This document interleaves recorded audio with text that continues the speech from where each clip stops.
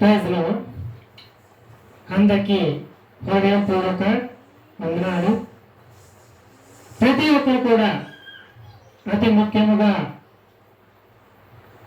ప్రతి మానవుని మనస్సులో నిర్ణయించుకునే ప్రతి విషయం కూడా మనం తెలుసుకొని నడవాలి. దేవుడు మనకిచ్చిన ఈ సమయాన్ని సద్వినియోగంగా మారడానికి ఫస్ట్ మనకు మార్గం మన మనస్సు. ఆ మనస్సుని మనం నడిపించే పద్ధతి మనకి ముందు తెలియాలి. అది మనం తెలుసుకోవాలంటే ఫస్ట్ మనం రెండవ వీడియోలో చెప్పిన విధంగా మెసేజ్ అంటే రెండవ విషయంలో నేను చెప్పిన విధంగా మీరు ఆలోచించగలిగినట్లయితే మీరు దాన్ని అర్థం చేసుకోవడానికి నేను కొన్ని విషయాలను క్రమంగా చెప్తాను. ఓకే, ఇప్పుడు మన మనస్సు అనేది స్వేచ్ఛలో విశాలమై ఉంటుంది. ఈ విషయం మనకు బాగా తెలుసు, చిన్నప్పటి నుంచి తెలిసిన విషయమే. కానీ నేను మీకు జ్ఞాపకం చేస్తా. మీ ఈ మనస్సు ఎప్పుడైతే విశాలమై ఉందో ఆ మనస్సు స్వేచ్ఛను కోరుకుంటుంది. చిన్నప్పటి నుంచి పిల్లలు సైతం ఆ స్వేచ్ఛకి అలవాటు పడి ఉంటారు. మనము అంతే, ప్రతి ఒక్కరు కూడా అదే స్వేచ్ఛకి అలవాటు పడి ఉన్నాము, అలవాటు పడి బ్రతుకుతూ ఉన్నాము. దానికే విధేయత, దానికోసమే ఆలోచన, దానికోసమే ఏకాగ్రత, దానికోసమే చూపు, దానికోసమే వెతుకులాట, తెలిసే వెతుకులాట.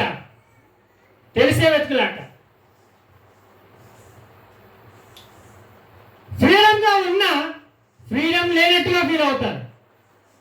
బాధ్యతలో ఉన్నా బాధ్యత లేనట్టుగా ఫీల్ అవుతారు, లేకపోతే అధికంగా ఫీల్ అవుతారు. పని చేస్తున్నా ఫలితం ఉన్నా దానితో సంతృప్తి ఉన్నా లేనట్టుగా ఫీల్ అవుతారు. తెలుసు మనకి ఏం చేస్తే ఏం జరుగుతుంది, ఏం వస్తుంది అనేది. దాన్ని ఎలా మనం సద్వినియోగం చేసుకోవాలో, ఏ మాట మాట్లాడాలో, ఏ నిర్ణయం తీసుకోవాలో మనకి పద్ధతిగా తెలుసు. కానీ చిన్నపిల్లలకి తెలియదు. వాళ్ళ మనస్తత్వం అంతా ఎప్పుడూ ఒకేలా ఉంటుంది. వాళ్ళ మనస్సుని మనం మన బాల్య స్థితిలో ఉన్న ఆలోచన పరంగా వాళ్ళని చూడాలి తప్ప మన స్థితి ఇప్పుడు ఎలా ఉందో ఆ స్థితి పరంగా పిల్లలను చూడకూడదు. అది కరెక్ట్ పద్ధతి కాదు, అది పద్ధతి కాదు. అలా చూసినట్లయితే పిల్లలని మనం సక్రమంగా పెంచలేము. వారికి సక్రమైన స్థితి, ఆలోచన, నడవడిని మనం నేర్పలేము. అది ఒక మాస్టర్, స్కూల్లో ఒక మాస్టర్కి ఆ యొక్క ఆలోచన ఉండాలి, తల్లిదండ్రులకు కూడా ఆ ఆలోచన ఉండాలి. మాస్టర్కి లేకపోయినా, తల్లిదండ్రులకి లేకపోయినా ఎప్పుడైతే ఉండదో అటువంటి స్కూల్ కానీ అటువంటి ఇల్లు కానీ ఆ పిల్లలకు సరైన అభ్యాస స్థితి కాదు, అభ్యాస గతి కాదు. స్థితి వేరులే. నీకు స్థితి గురించి గతి గురించి మళ్ళీ చెప్తాను. ఓకే, అయితే ఇప్పుడు పిల్లల జీవితం మనం చిన్నప్పటి నుంచి స్టార్ట్ అయ్యి మొదలవుతుండగా వాళ్ళ మనసుని మనం అర్థం చేసుకోవడానికి ఫస్ట్ మన నిర్ణయం ఏంటి? పొద్దున్న లేవగానే వాళ్ళ యొక్క మనస్సు ఏమై ఉండాలి, వాళ్ళకి ఏం కావాలి, ఇవన్నీ మనం ఆలోచించి దాని విషయంలో సిద్ధపడతాం. ఇవన్నీ మనకు సహజంగా తెలిసిన విషయాలే. కానీ కొన్ని విషయాల్లో మనం జాగ్రత్త తీసుకోలేము.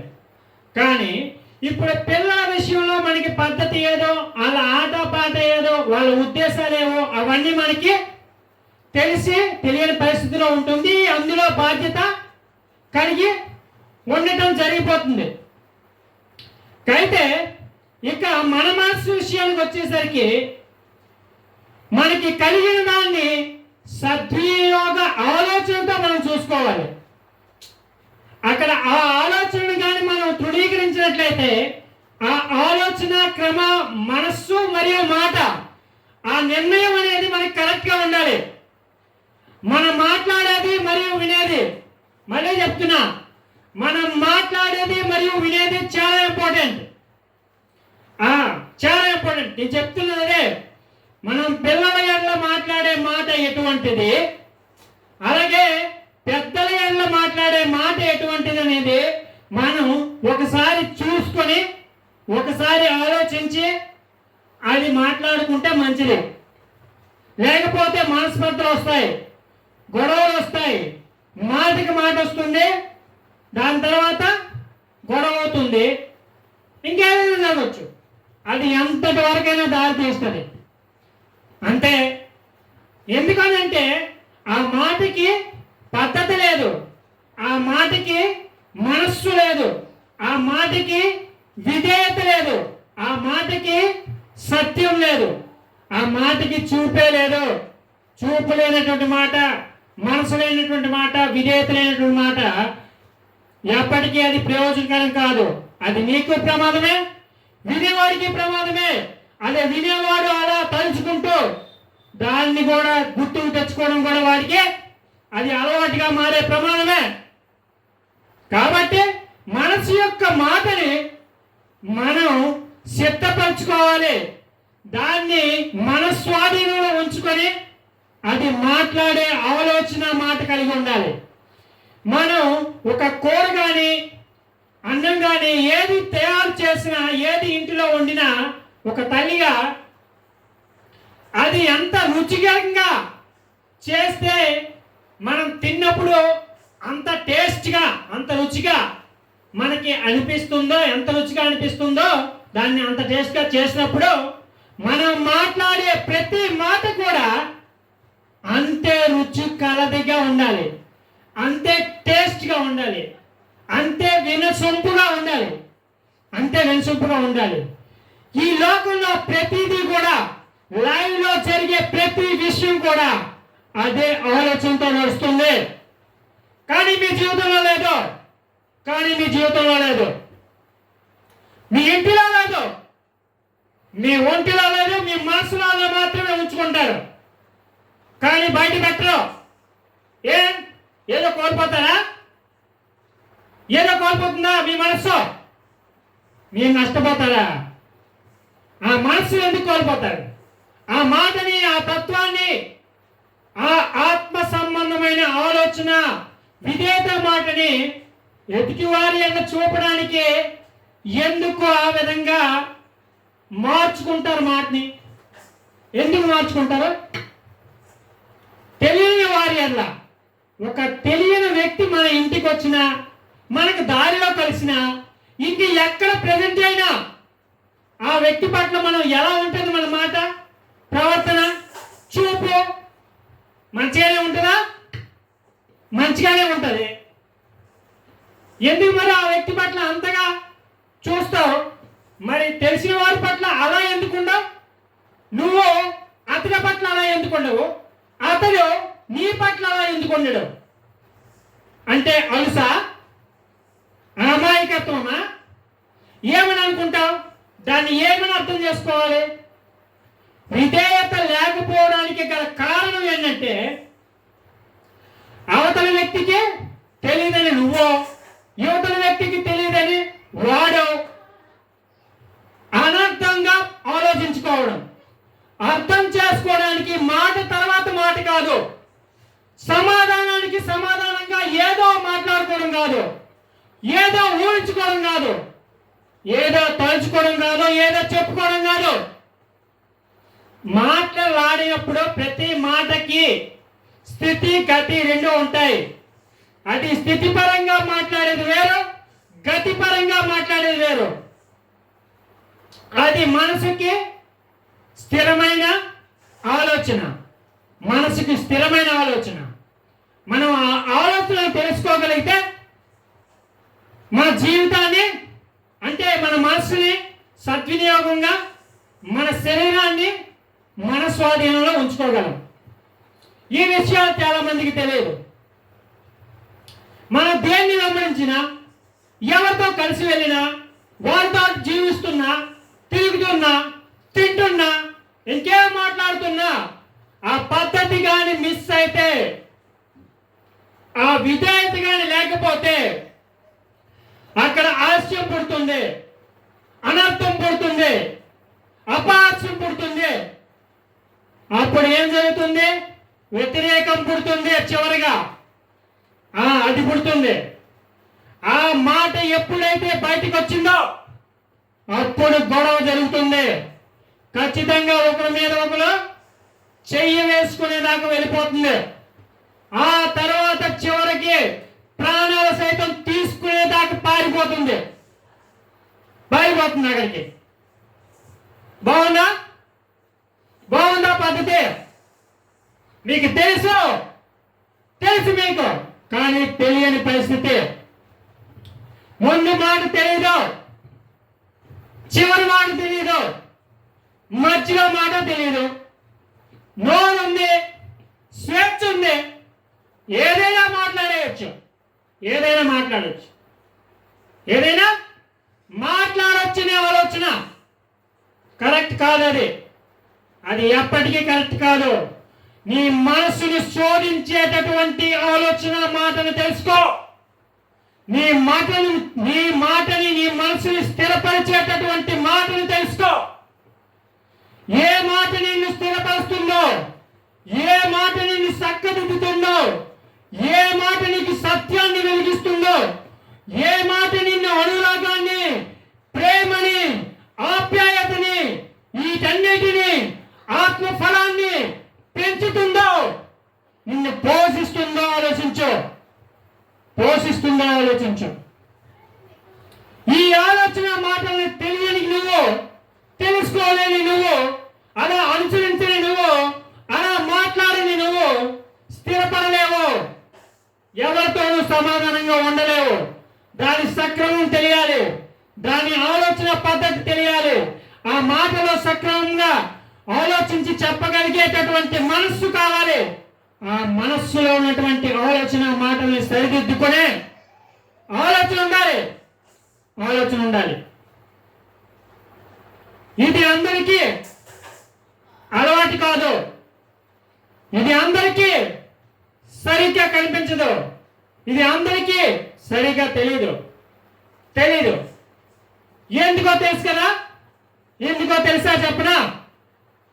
ఈ లోకంలో మానవ సహజ జీవితం అనగా స్వేచ్ఛ అనే పేరుతో చేసుకున్నటువంటి అనేక పద్ధతులు, అనేక మతాలు, అనేక కులాలు, వర్గాలు మరియు చదువులు, విభిన్నమైన భాషలు, విభిన్నమైన కోరికలు, విభిన్నమైన ఆశలు ఉన్నాయి.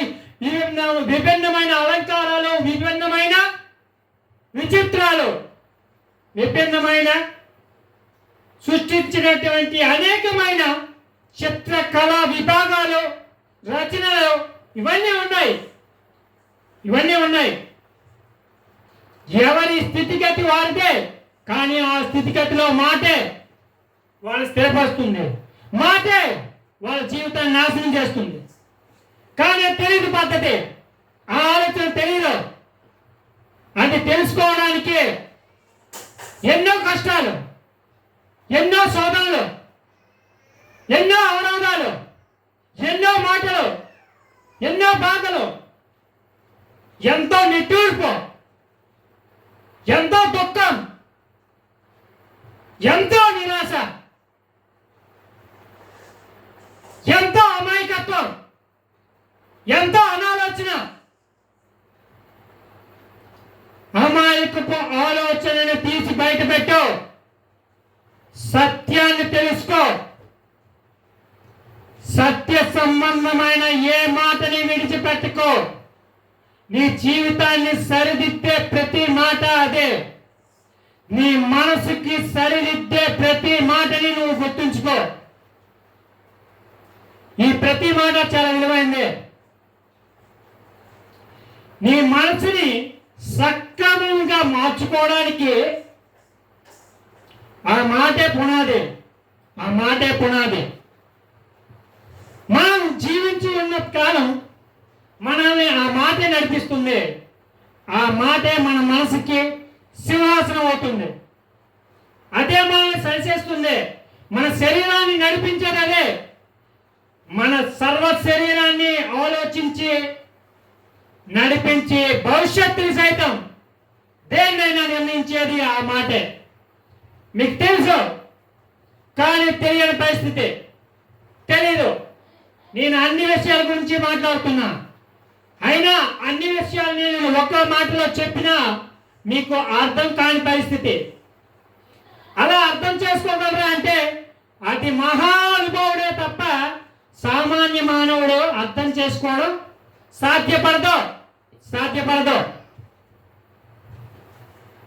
ఏం చేయాలంటే ఫస్ట్ మనం పనిచేసిన మాట్లాడిన పద్ధతిని మనం అలవర్చుకోవాలి. విధేయతను మనం నేర్చుకోవాలి. యుగం మారింది, మాట మారిపోయింది. దేవుడు రెండు విధాలైన మనస్సును సృష్టించాడు, ఆత్మలో మరియు మనస్సులో. ప్రతి మనసుకి దేవుడు శబ్దం ఇచ్చాడు. 2012 నుంచి నేను పరమాత్మగా అనగా ఈ లోకానికి పరలోకానికి దేవుని కుమారుడిగా జన్మించినప్పటి నుంచి ప్రతి మనస్సులో, ప్రతి శబ్దములో, ప్రతి లోకములో, ప్రతి సృష్టిలో దేవుడు ఆ శబ్దానికి ఆ మాటకి అంతర్యంలో నా మనస్సులో పెట్టి దానికి మనస్సు ఇచ్చి నడుపుతున్నాడు దేవుడు. దానికి మనస్సు ఇచ్చి నడుపుతున్నాడు. ఈ సర్వ మానవ జీవ ప్రాణికోటికి దేవుడు ఒక్క తెలుగు భాషనే అలవాటు చేశాడు. 2012 నుంచి నేను పుట్టినప్పటి నుంచి నేను ఆ అంతర్యామిగా సర్వ అంతర్యామిగా నా మనస్సు పుట్టినప్పటి నుంచే పరమాత్మగా అందరికీ తెలుగు భాష అలవాటైంది. ఈ సర్వ భూలోకములో ప్రతి మానవుడు, ప్రతి జీవి నా మనసు మాట వినగలదు, నా కళ వినగలదు, నన్ను చూడగలదు. ఈ లోకంలో ఎవరైనా సరే, ఏ మానవుడైనా, ఏ జీవైనా నన్ను చూడగలరు, నా మనసులో మాటలు వినగలరు. నా భూత వర్తమాన భవిష్యత్, అలాగే ఈ లోకంలో భూత వర్తమాన భవిష్యత్ ఇవన్నిటినీ దేవుడు వెలుగులో ఉంచాడు. నా మనసుని సర్వాంతర్యామిగా పుట్టించాడు. కాబట్టి నేను కళ ఇలా ప్రతి జీవిలో భూత వర్తమాన భవిష్యత్ కనబడుతూ ఉంటాను, వెలిగి ఉన్నాను. మీలో అలా ఉన్నాను సర్వాంతర్యామిగా. అయితే ఈ మనసుకి సరైన అవగాహన ఎప్పుడైతే లేదో ఆ పద్ధతి నుండి మనం ఏమైపోతాం? తొలగిపోతాం.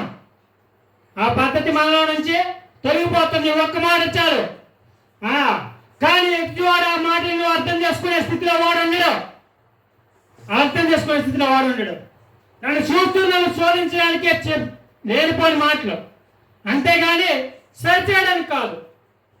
నా మనసును అర్థం చేసుకోవడానికి, నేను నా స్థితి పుట్టుకుని అర్థం చేసుకోవడానికి ఎన్ని సంవత్సరాలు పట్టింది? 2012 మరియు 2025. 10 సంవత్సరాలు, ఇది ఒక 3 సంవత్సరాలు. 13 సంవత్సరాలు అయిపోయింది. నాకు ఇవన్నీ అనుభవడానికి నాకు పట్టిన సమయం ఏంటి?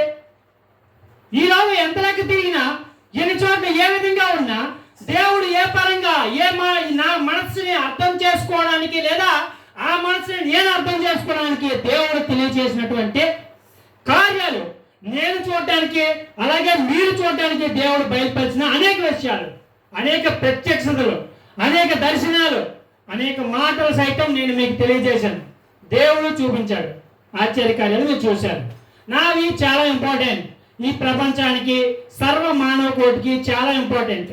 ఎందుకంటే అందరూ వినేదే చూసేది అయినప్పటికీ మీరు సబ్స్క్రైబ్ చేసుకొని ఖచ్చితంగా చూడగలిగితే రేపొద్దున పిల్లల భవిష్యత్తును కూడా స్థిరపడతాయి. వాళ్ళ యొక్క పద్ధతిని నేర్చుకోవాలి. వాళ్ళు నేర్చుకుంటారు, మీరు అలవర్చాలి. వాళ్ళు కూడా అభిప్రాయపడాలి, వాళ్ళు తెలుసుకోవాలి, సరిదిద్దుకోవాలి. లేకంటే ప్రమాదంలో పడతారు. ప్రమాదం నుంచి తప్పించుకోలేరు. తప్పించడం అసాధ్యం. దేవుడు దిగినాడు ఆ ప్రమాదాన్ని తప్పించడానికి. అసాధ్యం అది. మనమే తప్పించుకోవాలి. తప్పించుకోవాలంటే ఆలోచన కావాలి. స్థితిగతి అన్నిటి విషయమై దేవుడు మనకు చూపించిన తెలియని పరిస్థితి. తప్పించుకోవాలి అంటే ఆలోచన కావాలి. ఆ ఆలోచనలో అడుగులు మార్చుకోవాలి, మనసును మార్చుకోవాలి, మాటను మార్చుకోవాలి. ఏ స్థితి పరిస్థితులైనా సరే సరి చేసుకునే ఆలోచన ఉండాలి, సమయస్ఫూర్తి ఉండాలి. ఇవన్నీ ఉంటేనే ఆ ప్రమాదం నుంచి నువ్వు తప్పించుకోగలవు. ఎవరినైనా తప్పించగలవు. అతి ముఖ్యంగా మన మనస్సుని మనం అర్థం చేసుకునే వారమై ఉండాలి. అది శోధనలోనూ, దుఃఖంలోనూ, ప్రయాసంలోనూ ఎందులోనూ చిక్కుపోయేదే ఉండకూడదు, మునిగిపోయేదే ఉండకూడదు, కృంగిపోయేదే ఉండకూడదు. ఆ మనసుని నువ్వు అర్థం చేసుకుని శాంతి పదంలో మంచితనంతో నీ మనసుని సాత్వికం చేసుకోవాలి. సాత్వికం చేసుకోవాలి.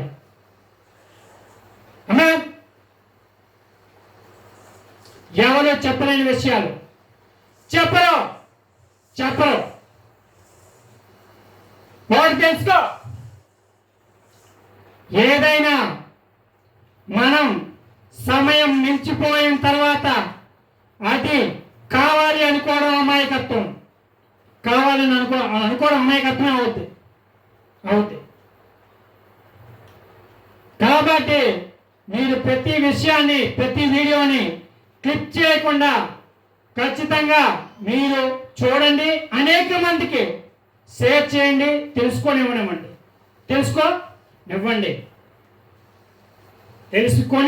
ఇవ్వండి.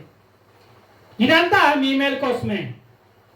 నేను ఈ స్థితిలో ఉండడానికి కారణం అది నా పరమ తండ్రి అయిన దేవుని సంకల్పం. నేను ఎన్నో విధాలుగా శోధించబడ్డాను. నేనేంటో నేను తెలుసుకోవడానికి కూడా ఎన్నో ఆలోచనలకి, ఎన్నో అబద్ధాలకి, ఎన్నో ఊహలకి, భాషని అర్థం కాక, మనసుని అర్థం చేసుకోలేక, మనసులో మాట అంటే ఏటో, స్థితి అంటే గతి అంటే ఏటో, కాలం అంటే ఏమిటో, కాల విభజన అంటే ఏమిటో, కాల పునర్జీవితం అంటే ఏమిటో ఇవన్నీ మీకు తెలియదు. మీకు చాలా మంది తెలియదు. పండితులు తప్ప పండితుల్లో కూడా తెలియదు. వాళ్ళు కూడా మహా ముదిరిపోయిన ముసలి వాళ్ళు అయితేనే తప్ప వాటి విషయంలో, ఆ చదువు విషయంలో, ఆ అక్షరం విషయంలో, ఆ భాష విషయంలో వాళ్ళు పండితులై ఉంటేనే తప్ప వాళ్ళకి తెలియదు. నాకు తెలుసు. క్రమంగా చూడండి. ఒక వీడియో చూసి వదిలేస్తే కాదు మీకు తెలిసిన విషయం. ఇదేంటి తెలుసు, వీడికేం తెలుసు అనుకోకండి. నా మాట విని విధేయతగా మీరు చూడగలిగితే ఏ విషయాన్నైనా మీరు క్రమంగా నేర్చుకోగలుగుతారు. ఏ కాలేజీలో కానీ, ఏ స్కూల్లో కానీ, ఎక్కడైనా కానీ నేను చెప్పినట్టుగా మీకు ఎవడో చెప్పలేరు. చెప్పినా మీకు అర్థం కాదు. అక్కడే వదిలేస్తారు. మిగతా బాధ్యతలో పడతారు, మిగతా ఆలోచనలకు అలవాటు పడతారు. మళ్ళీ ఎవరి దగ్గరికి వెళ్ళాలో వారి దగ్గరికి వెళ్తావు. ఏ పరిచయంలో ఉన్నావో ఆ పరిచయంతో ఉంటావు. ఎటువంటి బంధుత్వం కావాలో దానికోసం ప్రయాసపడతావు. ఇవన్నీ సహజంగా జరుగుతూ వస్తాయి. ఆ జరిగే క్రమంలో ఏది కోల్పోవాలని కోల్పోతావు. నీకు తెలియకుండా తెలియపోతే ఆలోచన మర్చిపోతావు, అడుగు మర్చిపోతావు, వెళ్ళి ప్రమాదంలో పడతావు. కాబట్టి ప్రతి విషయాన్ని జ్ఞాపకం చేసుకో. నేను చెప్తున్న విషయం పద్ధతిగా ఆలోచించడం నేర్చుకోండి. మాట నేర్చుకోండి, అడుగును చూసుకోండి. ఓకేనా? మీరు తినే ఆహారం, పీల్చే గాలి, ఉండే స్థలం, ఉండే వాతావరణం ఇవన్నీ చాలా ఇంపార్టెంట్. అది మీకు తెలుసు. మీ ఆరోగ్యం సరిదిద్దపడాలంటే మీది ఎటువంటి ఆలోచితంలో ఉన్న, అనాగరిక పరిస్థితుల్లో ఉన్న నా మాట మిమ్మల్ని ఆదరిస్తుంది, మిమ్మల్ని ఆలోచింపజేస్తుంది, మీ పరిస్థితిని చక్కదిద్దుతుంది, మీ స్థితిగతులను మారుస్తుంది.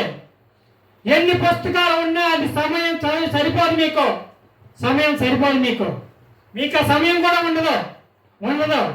మీరు గుడికి వెళ్ళినా, చర్చికి వెళ్ళినా, మసీదుకి వెళ్ళినా, ఏ భౌతిక స్థితికి ఏదికి వెళ్ళినా సరే, ఏ సంబంధమైన మతాచారానికైనా, ఏ మార్గానికైనా, ఏ స్థితిగతికైనా మూలకారకుడు పరమాత్ముడు ఒక్కడే. సర్వ మానవాళిని నడిపించే దేవుడు ఒక్కడే. ఆ దేవుడు ఒక్కడే.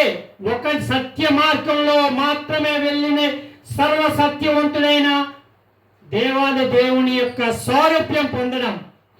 ఆ తండ్రి సర్వలోకాన్ని సృష్టిస్తూ తన సర్వశక్తి తన స్వాధీనంలో ఉంచుకొని నడిపిస్తున్న దేవాది దేవుడు.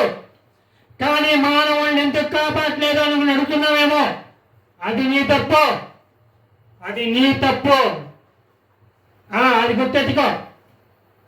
ఏది ఆధారక్కో, పద్ధతిగా అన్ని చూసుకో.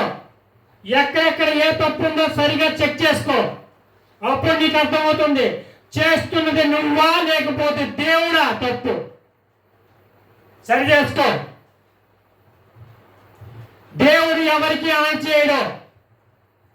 ఆయన జీవం ఇస్తాడు, పోషిస్తాడు, సంరక్షిస్తాడు. సమస్తాన్ని సృష్టించి నిన్ను సంతృప్తి పరిచే ఆలోచన అయింది. ఆ సక్రమాన్ని చూపించే ఆలోచన నీకో, ఆ చదువు నీకో, ఆ అభ్యాసం నీకో, ఆ అనుగుణం నీకో. అది తెలుసుకో. ఇంకా చాలా విషయాలు కాదు, ఎంత కాలమైనా చెప్తా, ఎంత కాలమైన పద్ధతిని మీకు చెప్తా. నా గురించి మీరు తెలుసుకోవడానికి నా జీవితకాలం మీ జీవితకాలం సాలదో. దేవుడు నన్ను పుట్టించిన ఇచ్చిన శాశ్వతమైన జీవితకాలం, శాశ్వతమైన జీవితకాలం. అది నా సొంతం, అది నా జన్మ, అది నా జీవితం, అది నా జీవం, అది నా జీవం. నీ మంచి కోసమే. ఒక సహోదరుడిగా నేను చెప్తున్న విషయం, ఒక తల్లివైనా తండ్రివైనా ఎవరైనా సరే మీరు బాగుండాలని, మీరు బ్రతకాలని, మీరు ప్రతి సత్యాన్ని తెలుసుకొని మన జీవితాన్ని స్థిరపరచుకోవాలని దేవుడు ఈ ధన్యతను మనకి ఇచ్చాడంటే, తెలుగు భాషని ఈ అనంతం సృష్టికి మూలం చేశాడు. చూసావా? నన్ను బట్టే నేను బ్రతుకున్నంతకాలం తెలుగు భాష సర్వ మానవాళికి తెలిసిన విషయమే. నేను ఒకవేళ భూమి మీద లేకుండా తెలుగు ఇప్పుడు సర్వ మానవ జీవ ప్రాణికోటికి తెలిసిన విషయమే. తెలుగు భాష రాని లోకం ఇప్పుడు లేదు. ఈ సర్వ మానవానికి, సర్వ జీవ ప్రాణికోటికి తెలుగు భాష వచ్చు. ఎవరిని బట్టే కాదు, నన్ను బట్టే. నేను చెప్తున్నది దైవ ప్రమాణ సాక్షిగా నిజం, అబద్ధాలు కాదు. నా మనసే విశ్వవాపై అనగా దేవుని ఆత్మతో బయలుపరచబడి వెలుగులో ఉంది. మనకి ఇంకే భాష రాదు. ఇంకొక భాషలో నాలంటి వాడు పుట్టుంటే వాడి భాష మనకు అలవాటయ్యేది, వాడి భాష మనకు అలవాటయ్యేది. నేను మీ స్థితిలో ఉంటే నాకు కూడా ఆ భాషే వచ్చిండేది.